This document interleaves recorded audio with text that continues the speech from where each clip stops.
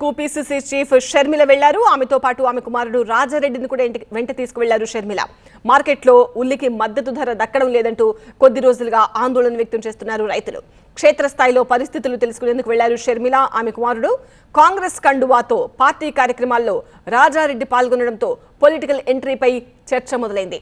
తొలిసారిగా రాజారెడ్డి తల్లితో కలిసి ఒక పొలిటికల్ కార్యక్రమంలో పాల్గొన్నారు. హైదరాబాద్ లో ఇంటి నుంచి బయలుదేరే ముందు అమ్మమ్మ విజయలక్ష్మి ఆశీర్వాదం తీసుకుని పర్యటనకు బయలుదేరారు.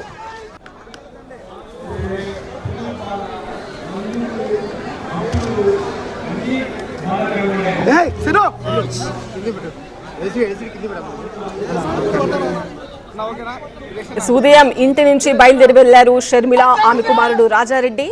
అమ్మమ్మ వైఎస్ విజయలక్ష్మి ఆశీర్వాదం తీసుకుని బయలుదేరి వెళ్లారు రాజారెడ్డి. ఇప్పటి వరకు షర్మిల నుంచి ఎలాంటి రాజకీయ కార్యక్రమాల్లో ఆమె కుటుంబ సభ్యులు, ఆమె కుమారుడు ఎప్పుడు కూడా పాల్గొనలేదు.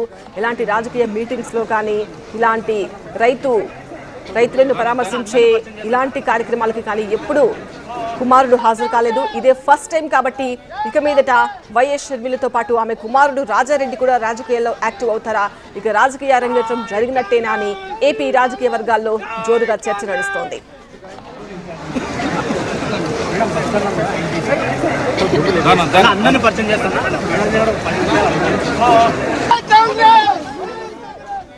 కర్నూలు ఉల్లి మార్కెట్ యార్డులో వైఎస్ షర్మిల మాట్లాడుతున్నారు. లైవ్ లో చూద్దాం. మరి వాళ్ళు ఎందుకు రాలేదు? వాళ్ళైనా కనీసం 1200కి ఎందుకు కొనటం లేదు? పోనీ మీరిచ్చిన 1200 గ్యారంటీకి మీరైనా ఇంతవరకు ఒక్కరికైనా ఒక్క అకౌంట్లో అయినా డబ్బులు ఎందుకు వేయలేదు?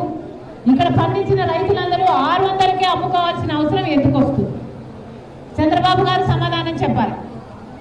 మళ్ళీ చెప్తున్నా, చాలా మంది రైతులకి ఇక్కడ డిఫరెన్స్ అమౌంట్ వేస్తారు అన్న నమ్మకం లేదు.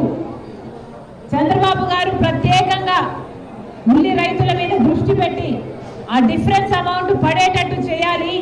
ఎందుకంటే ఇంతవరకు కూడా ఒక్క రైతు అకౌంట్లో కూడా ఆ 1200 మొత్తము 1200 ఎంతైతే చంద్రబాబు గారు చెప్తున్నారు మద్దతు ధర ఇస్తామని, 1200 ఏ ఒక్క రైతుకి ఇవ్వలేదు.